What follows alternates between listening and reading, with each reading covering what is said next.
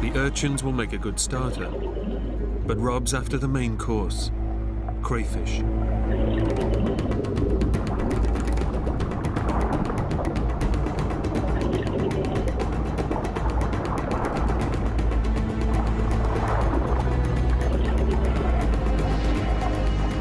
My instincts was to shoot off. Didn't care about the depth, I just shot straight after it.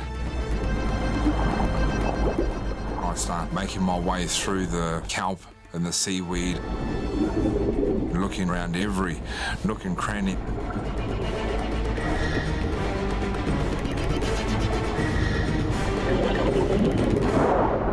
I quickly grabbed it and put it in my bag. Rob's pride is restored, but in his haste to catch the crayfish, he hasn't noticed a critical change in the water around him. I felt something different. A lot of cold water just ran over me. I turned and looked at the water and it was swirling all over the place.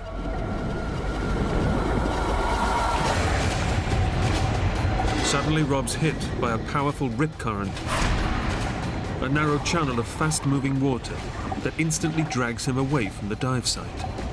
I'm tumbling around, not knowing what's up or what's down. In the unstoppable current, Rob risks drowning by losing his breathing apparatus or smashing into an underwater boulder. I can feel myself getting deeper and deeper. And I remember thinking to myself, was this it? Was this death?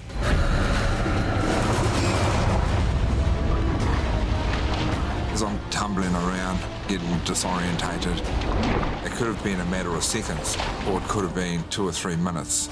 Time had no value. The current is sucking Rob deeper and deeper. If he hits a rock, he'll be knocked unconscious and drown.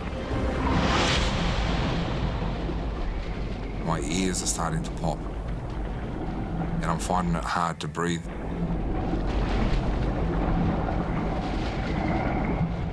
I grab the rock and I just push up. I kick as hard as I can, as fast as I can to get out of the rip. And the light was coming towards me.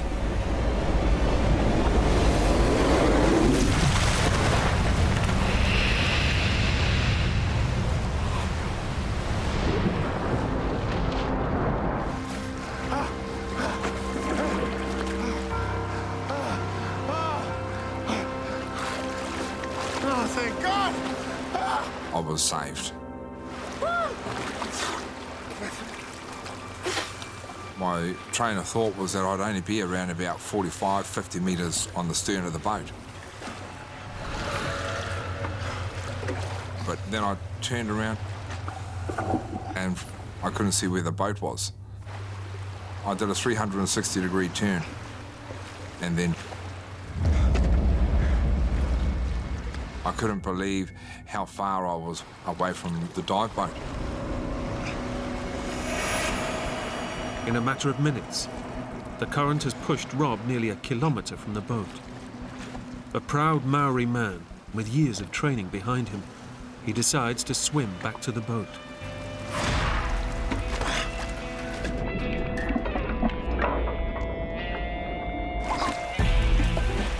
I don't want to be judged by my peers. Rob Hewitt, he was the guy that got rescued 3 days before he left the Navy. I've done a lot of swim training with my dive gear on. This was my second home. I would kick as long as I needed to kick, and I would get to where I needed to get to. But despite paddling hard, the boat doesn't seem to get any nearer. What?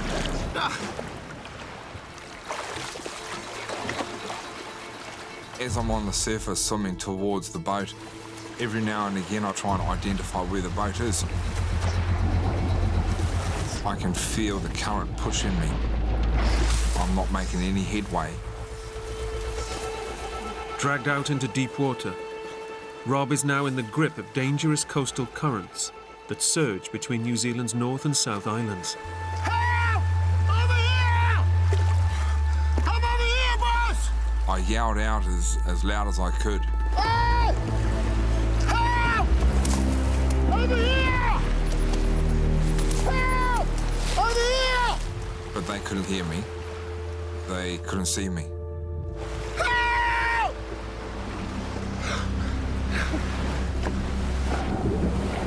Rob's diving gear keeps him afloat, but it's impossible to swim to shore.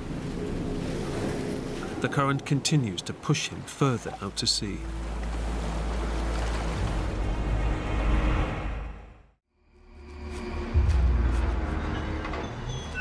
I start to hear this scraping sound.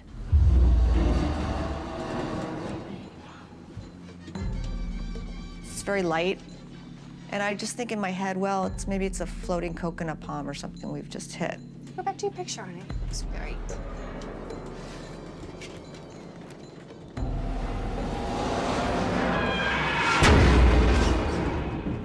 There's this sharp bang sound. Then it starts to get louder and louder. I run into the salon. Like chalk on a board on steroids, man. It's just ripping our ears apart. And my son's voice coming from the cockpit, one word. Reef! Reef! He's screaming, reef. We looked at each other in horror. And in that same second, I hear this big boom. I just got thrown a good 5-10 feet. The Emerald Jane has smashed into a submerged coral reef. John slams the boat's engines into reverse.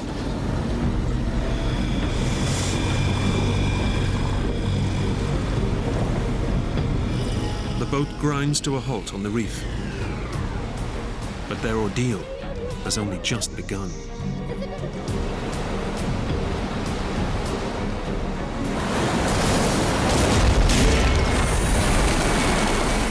This giant wave hits the boat. The ocean has punched its way through the hull of the boat. The water just comes shooting through, exploding. I feel like I'm in a scene from Titanic.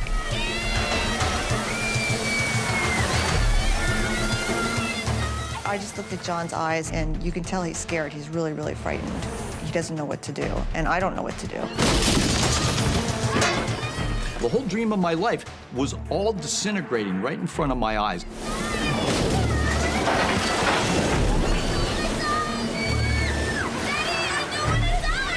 And they're screaming, I don't want to die, I don't want to die. In just a matter of seconds, the Silverwood's idyllic sailing trip has turned into a living hell. The Emerald Jane is being ground into a reef in the middle of the Pacific Ocean and is being battered by violent waves. I know that we're in a world, just a world of hurt. Seawater is engulfing the vessel, and the cabin is slowly flooding. Mayday, mayday, mayday. This is the sailing vessel Emerald Jane. We're at latitude and longitude.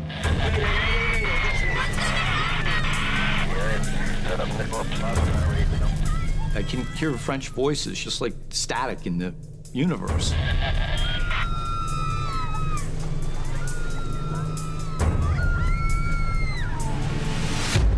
But I can't get through. The boat's satellite phone should work anywhere on Earth. It's a direct line to call for rescue. And my hands are shaking so hard.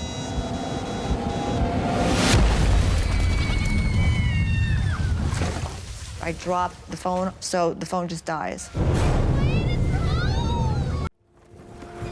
The weather just started turning dirty. It was probably blowing 35 or so knots. And the waves started growing. For an experienced sailor like Steve, it's nothing out of the ordinary. I'd seen a lot worse weather before.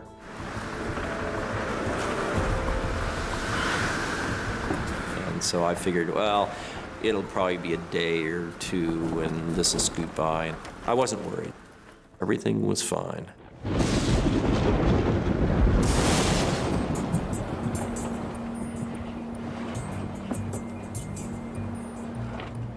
night falls and the rough weather continues, Steve switches on the autopilot and beds down for the night.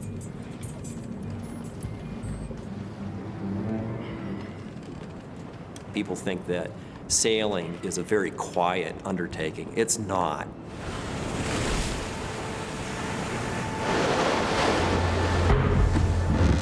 Big waves are slamming against the side of the boat. You get this quite jerky motion, but I was still able to kind of lie down, and I was kind of half asleep.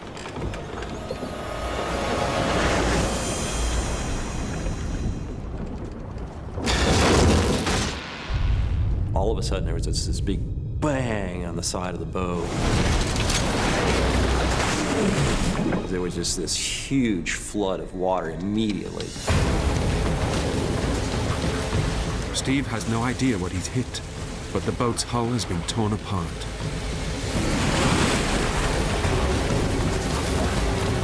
The water was rising very, very quickly. Within seconds, the water is above his head. I just thought, this boat is going to be underwater. I'm going right to the bottom. Steve's boat is sinking.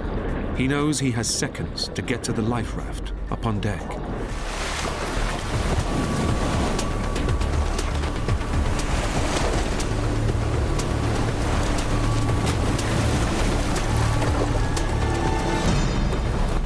So I yank on the line, and if the line keeps coming out, no, nothing. It just didn't work at all.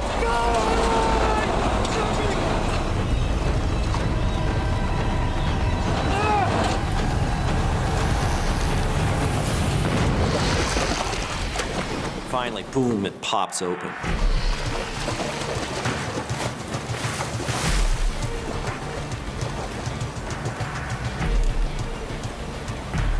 Steve makes it to safety. But just as he's about to cut himself loose, a terrifying thought hits him. With the equipment that's in the raft, I will not last very long at all. Everything he needs to have any chance of survival is stowed deep inside the flooded boat.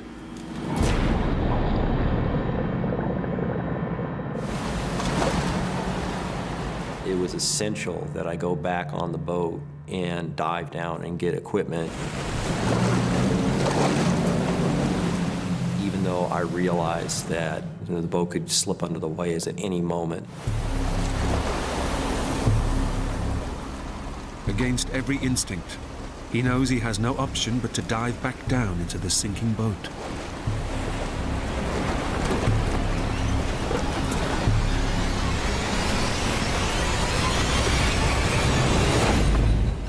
It was all dark in there, so I couldn't really see anything.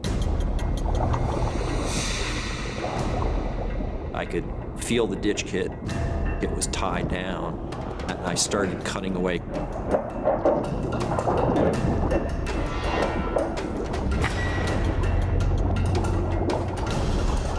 Steve frees his emergency supply kit.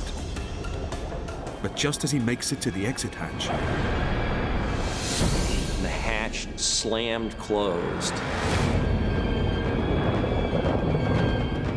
The boat's covered with water. I'm going down. I thought that was it. If I don't get out of here right now, I am going to die. There's 100% certainty of that.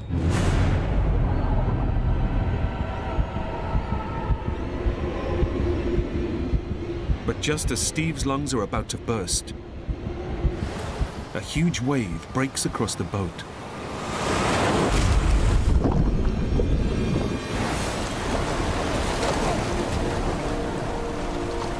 All of a sudden, there's air. It was a huge, huge relief. With only seconds to spare, Steve escapes, clutching his vital emergency supplies. I jumped into the raft and I saw that I was drifting away from the boat.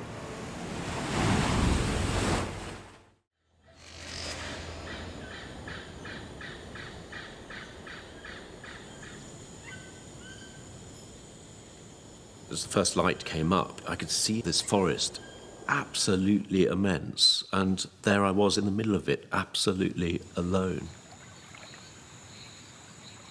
It was terrifying that first morning.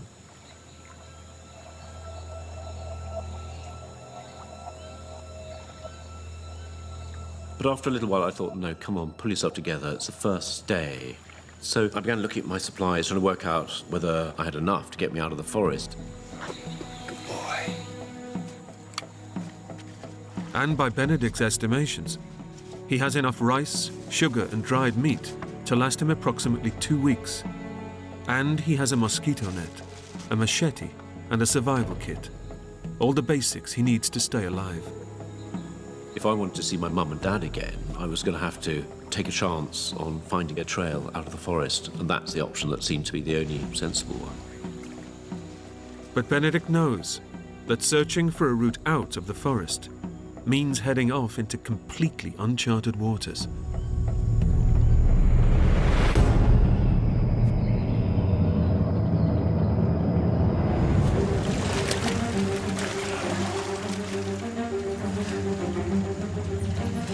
I was actually going into the interior. I was heading upriver. So for the moment, until I found that trail, I was heading into oblivion.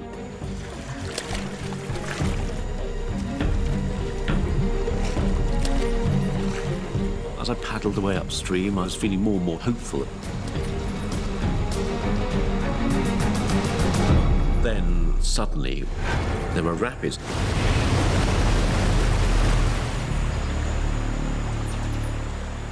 I remember thinking, come on, Benedict, pull yourself together. You've got to get out of here. Spent a lot of time dragging the canoe through the rapids.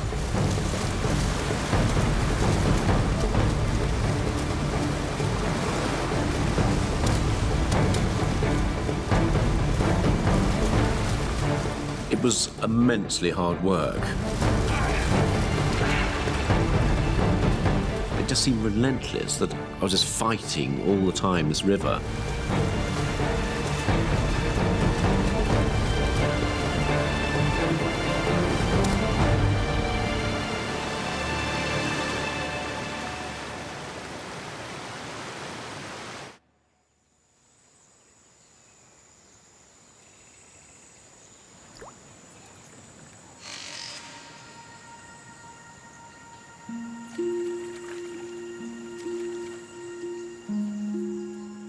After 3 days on the river, fighting countless sets of rapids, the harsh reality is sinking in for Benedict. He's heading deeper and deeper into the forest, and there is still no sign of the trail.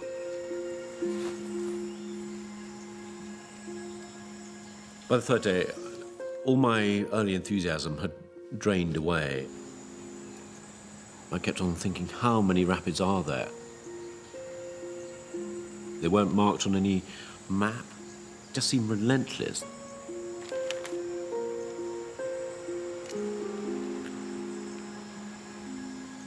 Physically, I felt a wreck. My hands were in ribbons and blisters all over the place, burns from this rope.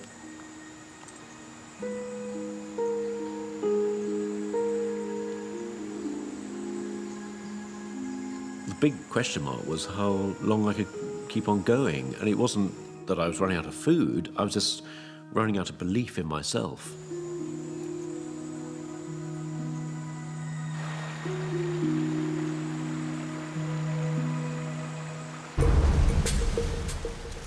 By mid-afternoon, it seems Benedict and Cashew have cleared the worst of the rapids. They can now continue to search for a way out of the forest. I remember starting to paddle my way into the clear water, but I hadn't quite got far enough.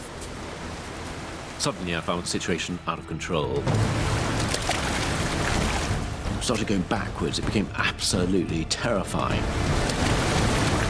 I realized that I was fighting for my survival. I had to keep this canoe upright. But then, wham! The canoe shattered with the impact. Everything now ended up in the water. The dog, the supplies, and me. It was a moment of absolute terror as I realized not only was I losing my possessions, but actually I was having to fight for my life. I was gagging on the water, trying to get my breath.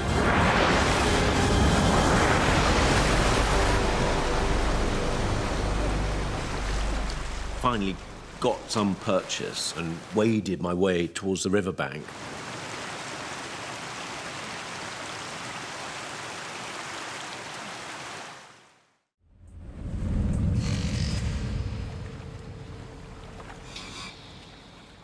David has just 3 days left of his month-long trip through the canyon.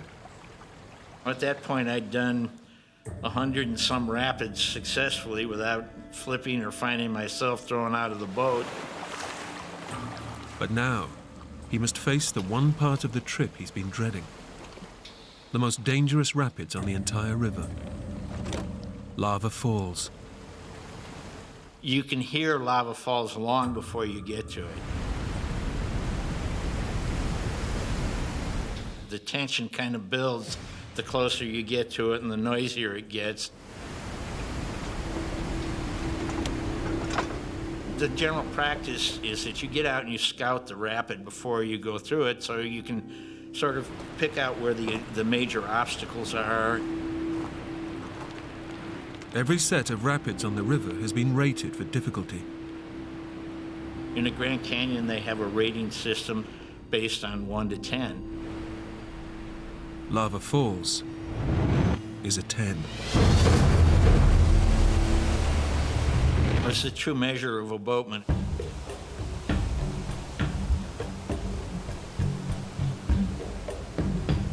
Even though I'd navigated all these previous rapids without use of my wetsuit, I was scared enough of the potential calamitous nature of lava falls that I put my wetsuit on.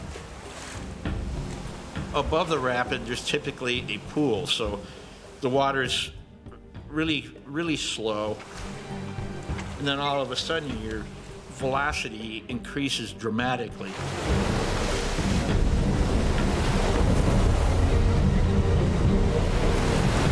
The sense of acceleration can be disorienting in and of itself. Lava Falls has an actual waterfall, a 14-foot drop. I was terrified. It is readily avoidable if you know what you're doing and pick the right course. But David is now completely out of control.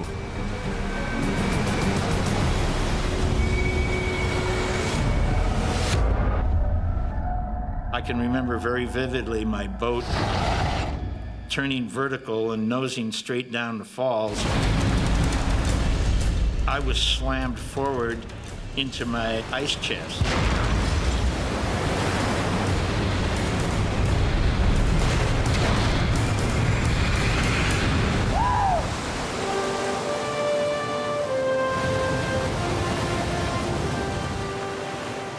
The boat, for reasons which I still cannot figure out today, bounced back upwards, even though my boat by then was entirely filled with water.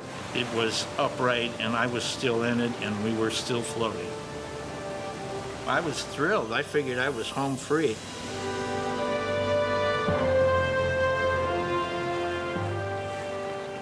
I remember thinking, you're done, you've made it. You've successfully navigated all 100 and some rapids in the Grand Canyon, and you're only 50 miles or so away from the end of the trip, and it's basically all flat water. With Lava Falls behind him, David removes his life jacket and wetsuit. But he's forgotten there are still several rapids ahead. My first recollection that I was in any danger was when I found myself floating directly into these rocks. They're sharp pointed and they look like teeth in a dog's mouth. And I was sideways to the current at the time.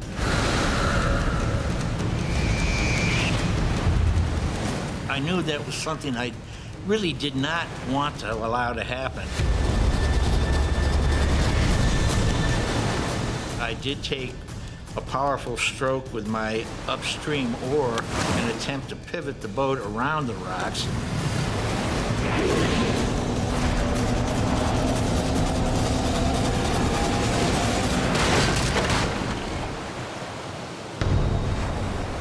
I can't believe this is actually happening.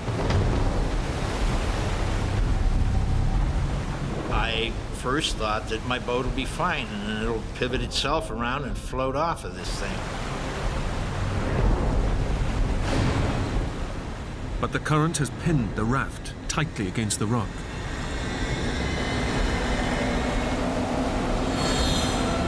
And before I know it,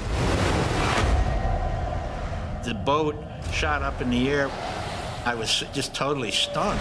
How can the river be that powerful to shoot this 2,000-pound raft up in the air? I remember, looking down at the water and going, uh-oh, we're in big trouble now.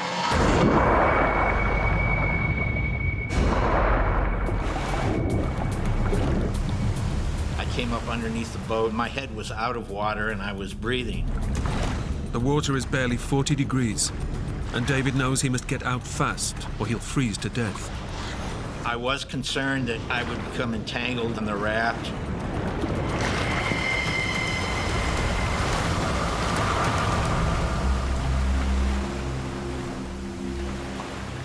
I'm wet and I'm cold and I'm with an upside down raft.